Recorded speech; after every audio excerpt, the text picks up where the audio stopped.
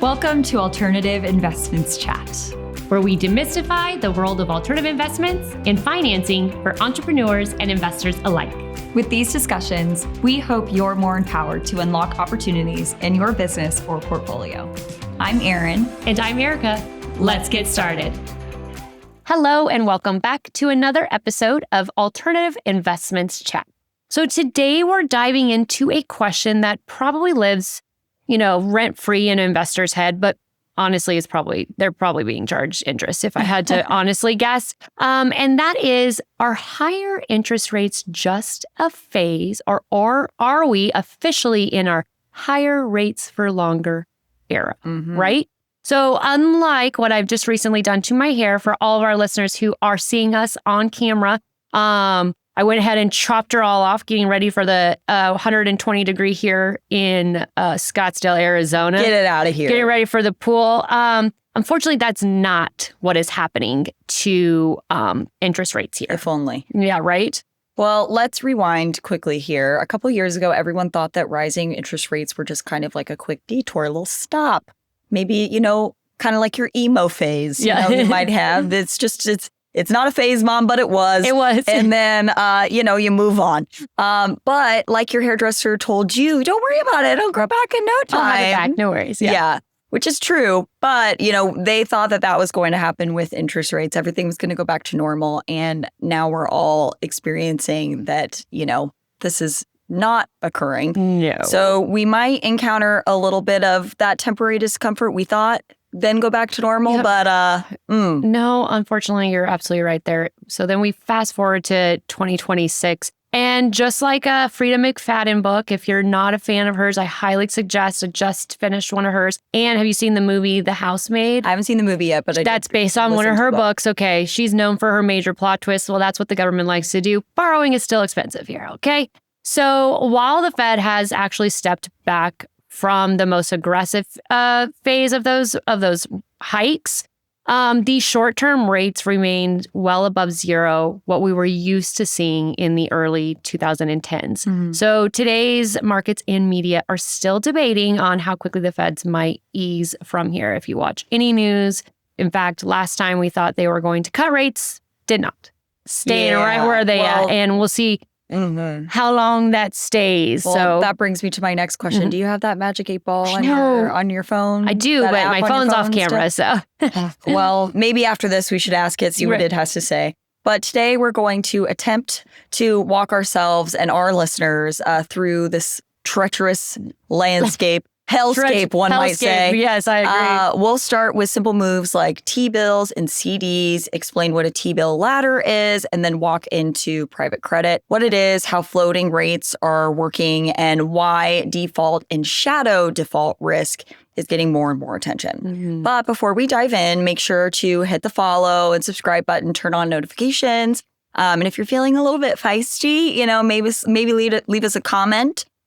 Hate or positive, either one, we'll take it. Any engagement is good engagement. Absolutely. And just let us know too, perhaps where you're stashing your cash these days. Exactly. Well, I was going to say that not only do all the comments really help us, but make sure you leave your address. So if I do need to borrow cash, if I decide that I need to buy a wig, those things are expensive. They are. I can come borrow some money from you, maybe. Yeah. So anyway. Cash, just speaking of the cash, is actually a surprising winner here these days. So cash used to be very super boring, just hanging out in a low yield savings account, making 0.0000000000000001%. Not that bad. But if you ever had a savings account like that, that's sure as heck what it felt like, right? However, now, you do have the options to leave it in that low yield account or put it in the stock market. But that can be kind of scary, especially in today's economy. Yeah. We won't go into details. But wouldn't blame you for being a little anxious. Yeah, it makes me nervous. So I understand if it makes you nervous. And this is where those high interest rates actually can be a good thing. So with rates higher, the menu kind of is broader for where you can stash your cash, right? We've got high yield savings account, money market funds, and even short-term CDs. These are all paying meaningfully more than they did just a few years ago because banks and platforms had to raise payouts along with short-term government rates. So. Yes, exactly. And CDs are simple. We've talked about them on this podcast before. So if you need some more info on that, be sure to look for that episode. But basically, you lock up your money for a set term. This could be 3 months, 6 months, a year, in exchange for a fixed rate. And the trade-off is that if you need the money early, you're either going to incur a penalty or you might not even be able to redeem at all, get that cash back, depending on what your structure is. Yeah. Treasury bills or T-bills sit next to CDs in the cash plus category. Okay. They're short-term U.S. government securities. They're typically maturing between 4 and 52 weeks, backed by full faith and credit of the U.S. government. Huzzah. I like how both of us. There needs to be like an eagle screech there. Exactly. Now, you don't get traditional interest in the same way that you might when you get a CD, but instead you buy the T-bill at a discount. So let's say that you pay $950 for a bill that will pay you $1,000 at maturity. So that would be that $50 difference being your return. Okay. The key attraction to these right now is that these short-term yields are anchored by the same elevated rates that we're talking about, that we're seeing. So your safe cash can suddenly earn real viable yield again. Got it. All right. So you just like casually dropped a T-bill ladder. Fair enough. Earlier, like everyone has one of those just like sitting in their garage when they need it. But seriously, what the heck is that? Yeah, I did do that. And it really does sound like something that you just go like pick up at Home Depot on a Sunday. Like, excuse me, what aisle are your treasury ladders, Good, sir? Yeah. I love that. No. Okay, let's give you a really simple version of what these are. So a T-bill ladder is a strategy where you invest multiple short-term U.S. Treasury bills that mature at different times. So instead of putting all of your money into one T-bill, you actually spread it out. So you buy one T-bill that matures in 1 month, one in 3 months, one in 6 months, one in 9 months. And as each one matures, you can either actually roll that into one that is a later date maturity or bring the cash back right into your account. Gotcha. Okay. I see. So over time, you're basically creating a rolling schedule where something is always coming due. You got it. Sounds, like a decent plan to me. And also in the higher for longer environment, that means you're constantly resetting a portion of your portfolio at current rates instead of being stuck single yield. You chose 9 months ago. That might not be stacking up. Exactly. So if the rates stay high, you're benefiting. If they go higher, even better, you've already adjusted. And let's not forget that those T-bills are backed by the U.S. government. So from a credit risk standpoint, I'd say it's about as close to a peaceful night's sleep as investing gets. Right. So the benefit here is that you get to maintain that precious liquidity. Laddering can help smooth out the impact of that rate change, and you can avoid having to use that Magic 8-Ball app to try to guess what the future policies are actually going to be, what those rates are. Again, last time everyone was 100% sure that they were going to lower rates and it didn't happen. And then everyone was like, oh, well, we knew that. Okay, sure you did. 50-50 shot here, brother. Right. Okay, so T-bill ladders can make a lot of sense for emergency funds as well. So if you're thinking in the near-term goals, like a home down payment, a business capital, places where where you want yield, should I say, but you can't really afford to get locked into something with high volatility. Like you don't want it to stay there forever. You're like, okay, I want to make a little bit of money, but I'm going to need that back. So that's a great thing to do. Exactly. Okay, so we have our beautiful, stable, emotional, supportive T-bill ladder. Oh, I thought you were talking about me. Well, that's true. But I have both of you like right here. Dependable, texts back, just like you, earns yield, you too. We love her. Right. But this is the alternative investments chat, which means that at some point we have to get a little adventurous. We like to be a little spicy over here. Yeah, maybe some, territory that maybe not everybody explores. Because once investors get comfortable with earning, let's say, 4 to 5% in T-bills, the next thought is inevitable. What can I get more? Give me more, give me more. We're never happy with what we have. We always want more. And there, my friends, is where that bridge that leads to private credit comes into play. So both of these strategies are about income. So T-bills equal steady, low risk government backed income. Private credit equals higher yields, privately negotiated loans to companies. So same goal, different risk wardrobe. Yeah. Different jacket, different season, right? For sure. And let's just recap private credit quickly here. It is essentially lending directly to companies or projects through non-bank, non-public markets. So think about private funds, direct lending platforms, or tailored financing. These loans are usually not listed on an exchange, and the terms can be customized to the borrower's situation. Covenants, collateral packages, and fees are negotiated privately. That's nice. Because of that complexity and lower liquidity, borrowers are often paying higher interest rates.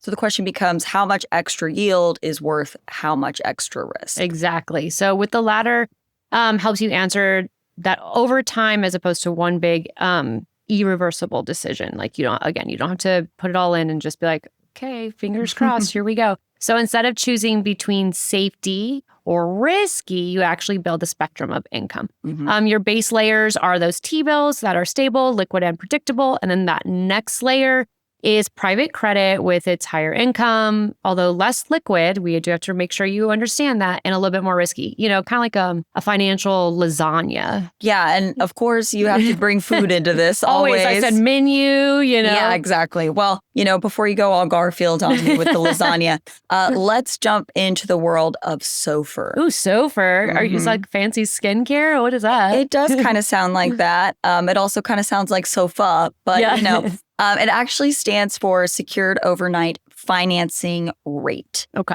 Think of SOFR as the benchmark interest rate, basically a baseline number that reflects the cost of borrowing cash overnight using the U.S. Treasuries as collateral. It replaced older benchmark called the LIBOR, L-I-B-O-R. Liberator, whichever whatever you want to go. Which let's just say we had our trust issues with. But you can look that up on your own and, get into that. Okay, well, I'll be adding that to my list of rabbit holes to fall down later in this week. There's so many. So where does this show up for investors? Great question. This is where floating rate coupons come in. How do you say coupons? Let us know in the comments, especially in private credit. Okay, so I'm going to break this down for our listeners as simply as I possibly can. Are you smarter than a fifth grader? No. Sometimes I'm not. So a floating rate loan pays interest that charges over time instead of staying fixed.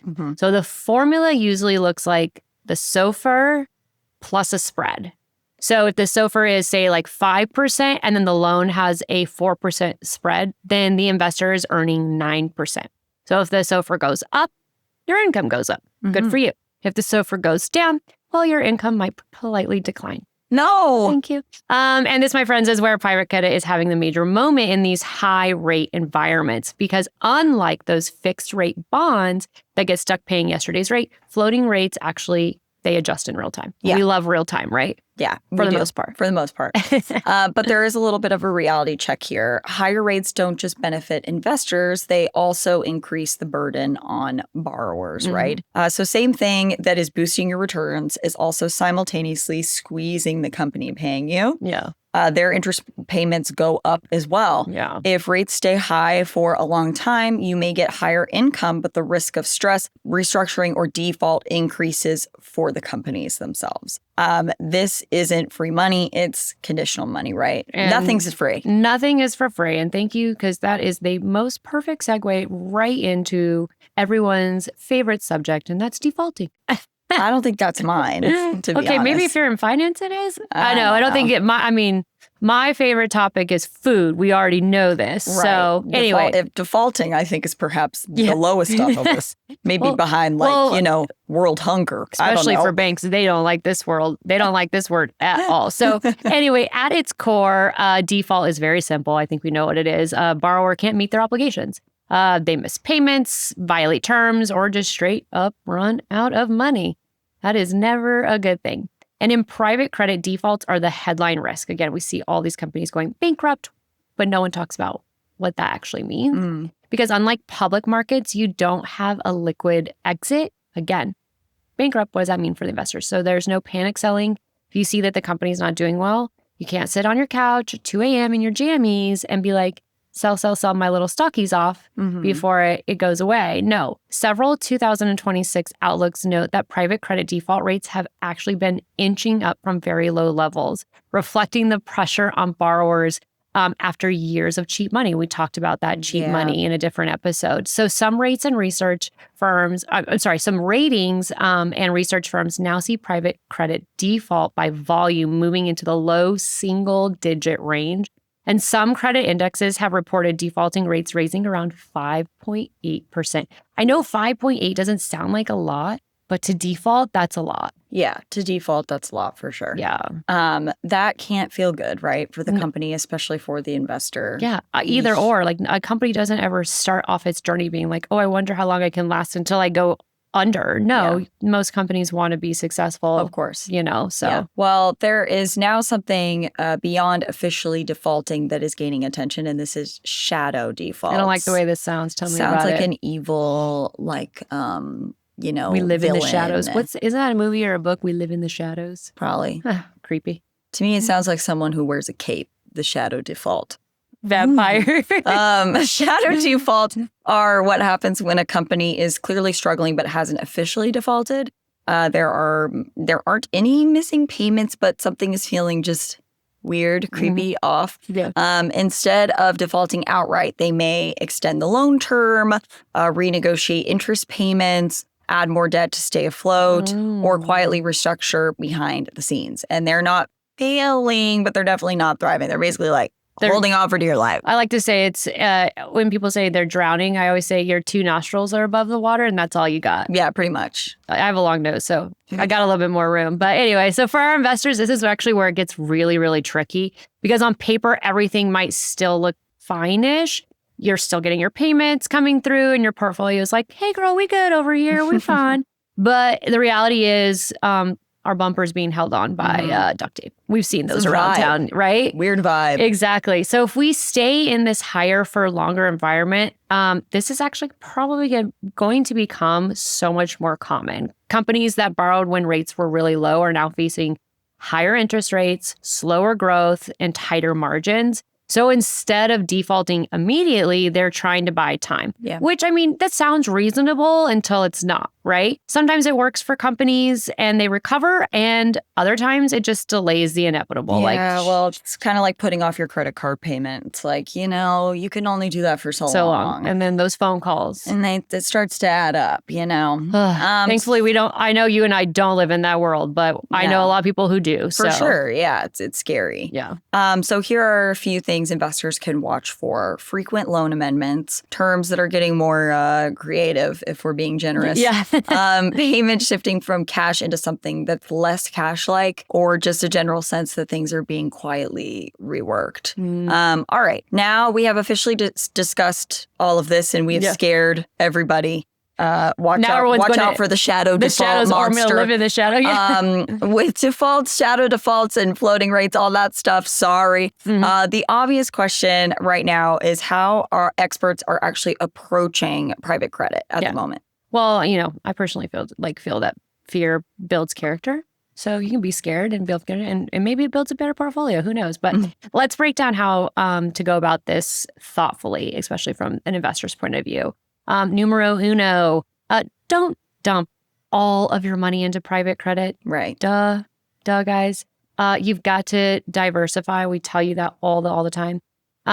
Experts treat private credit as a slice of a broader income strategy, not the whole pie. Okay. Number two is manager selection. You have to figure out, or you figured out what you want to allocate to private credit, but now you need to pick where to invest it in. This is where experts actually get very picky because in private credit, the manager is the strategy. You see, you're not just investing in loans, you're actually investing in the people who underwrite the loans, then the deals, who structure the terms, and the people who step up when things go wrong. You want to make sure you've got some of those people on your side, right? So you want to actually look for track records through different market cycles, discipline in underwriting, and experience handling distressed situations. For sure. Okay, so let's address the elephant in the room. Where? Yeah. Yield. Can't you see it? Yield. I know. Yield. For whatever reason, this number makes everyone forget about how risk works. Very true. Remember, if it looks too good to be true, it probably comes with more leverage, weaker borrowers, or looser terms. Right, exactly. Risk. Your Risk. people. Yeah. Experts want to prioritize senior secured loans higher in the capital stack, strong borrower fundamentals, and conservative deal structures. Yeah. Next, you want to make sure that you understand the liquidity or the lack thereof. Private credit is typically illiquid. You're committing capital for a period of time.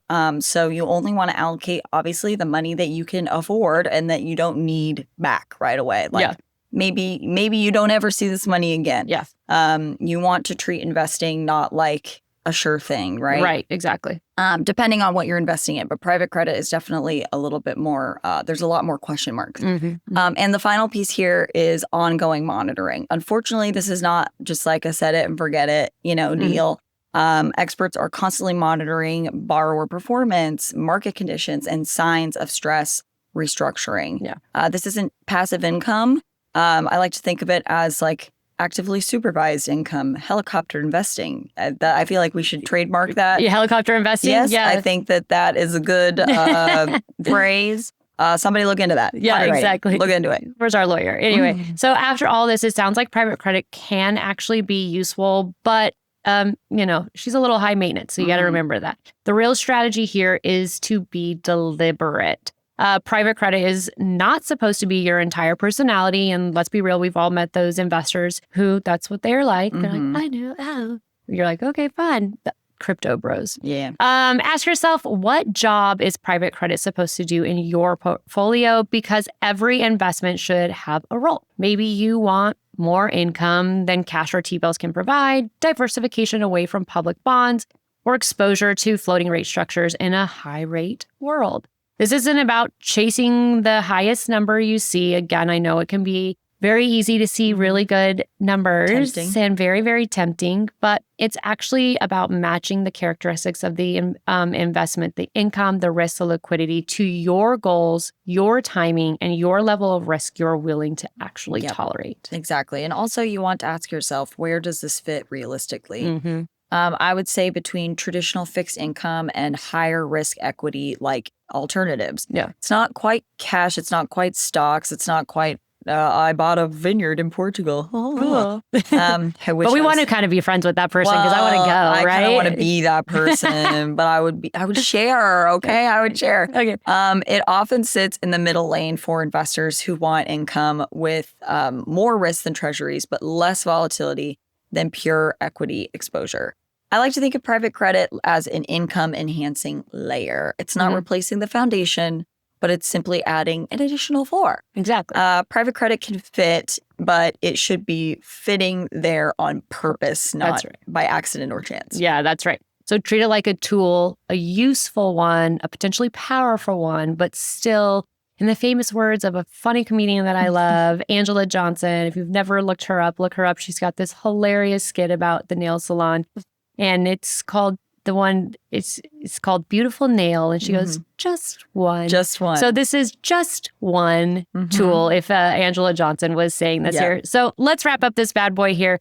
Rates are still high. Cash is finally pulling its weight. About freaking time. And private credit is out here offering tempting yield, but with a few strings attached. Make sure you look into those. So from T-bill ladders to floating rate income to the reality of defaults, this is not a one-size-fits-all market, okay? It has to be intentional, or you have to be intentional, or you're going to get surprised by it. Yeah, for sure. So start with stability, add income thoughtfully, take risk on purpose. Keywords, all of these things. Yes. Remember, higher for longer doesn't mean get reckless. Yeah. Be reckless, be crazy. Get wild. Don't do that. Make smarter decisions. Establish clear roles, and knowing exactly where your money is. That's going to be important. Where is it going? Why? So again, thank you so much for listening to this week's episode. If this helped you connect the dots between your savings account, current interest rates, and the evolving world of private credit, share it with someone who's been wondering what to do with their idle cash in 2026. You can always donate to my WIG fund. I will accept all things, but for real, leave us a comment. Like and subscribe, and we will see you next time. Thanks for joining us. Stay tuned for more insight on our next episode. And don't forget to subscribe to continue the Alternative Investments Chat. See you next time. The content provided in this podcast is for informational purposes only and should not be construed as professional financial or investment advice. This podcast should not be construed as an offer to sell or a solicitation of any offer to buy any securities. We strongly recommend that you seek advice from a qualified professional before making any financial decisions. The views and opinions expressed in this podcast are those of the hosts and guests and do not necessarily reflect the official policy or position of Invesio.